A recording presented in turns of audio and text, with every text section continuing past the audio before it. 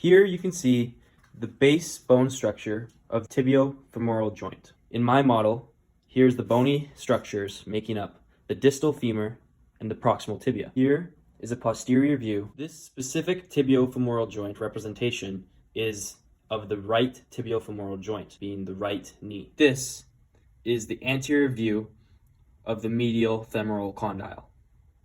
This is the anterior view of the lateral femoral condyle. As the femur is rotated, you can see the posterior femoral condyles, this now being the lateral and this being the medial.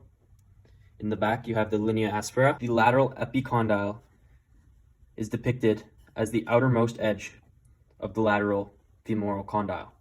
The medial epicondyle is the outermost edge of the medial femoral condyle. The adductor tubercle can be seen protruding as this bony landmark here. The intercondylar fossa is depicted here. From an anterior view, the intercondylar groove can be seen in between medial femoral condyle and the lateral femoral condyle. The white surface represents the femoral articular cartilage, starting on the lateral and medial condyles, wrapping around. This is the anterior view. This is the posterior view of the proximal tibia bone. This is the medial tibia. This is the lateral side of the tibia. This is the medial condyle of the tibia. This is the lateral condyle of the tibia. In between the tibular condyles is the intercondylar eminence. From this lateral view of the tibia, you can see the tibial tuberosity just inferior to the tibial plateaus. Along falling through this line is the anterior tibial border. The medial tibial plateau and the lateral tibial plateau are covered with a white substance representing the articular cartilage of the tibia. The medial menisci can be seen. The lateral menisci can be seen. The transverse ligament connecting menisci to menisci is seen. On either side, there are coronary ligaments holding the menisci in place. The ACL, or the anterior cruciate ligament, can be seen joining the anterior tibia to the posterior lateral condyle. From a posterior view, the attachment of the PCL, or posterior cruciate ligament, can be seen. It links around, crossing over in the middle, attaching to the medial femoral condyle.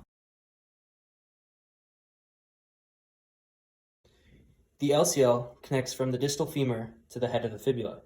The MCL connects from the distal femur to the proximal end of the tibia. The deep infrapatellar bursa is seen just above the tibial tuberosity, but below the tibio-femoral joint. The suprapatellar bursa is seen above the tibio-femoral joint. Here is the patella bone. The articular cartilage on the articulating side of the patella bone articulates with the intercondylar groove.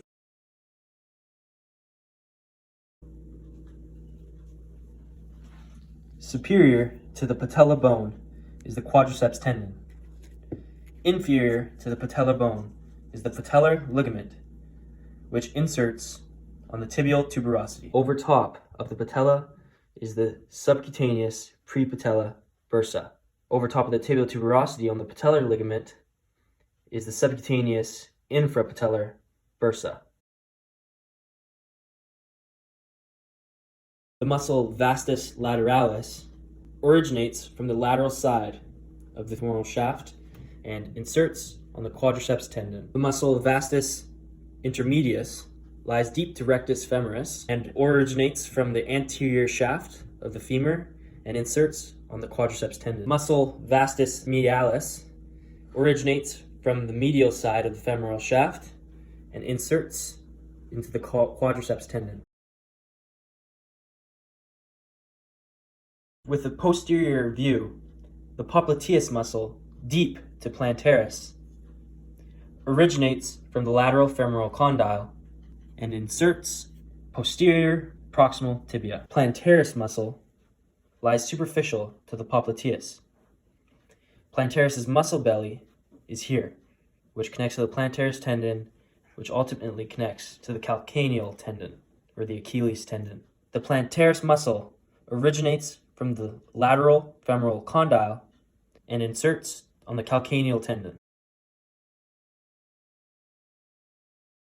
This synovial joint, the tibio-femoral joint, or the knee joint, is classified as a hinge joint, meaning it can produce two movements, flexion and extension.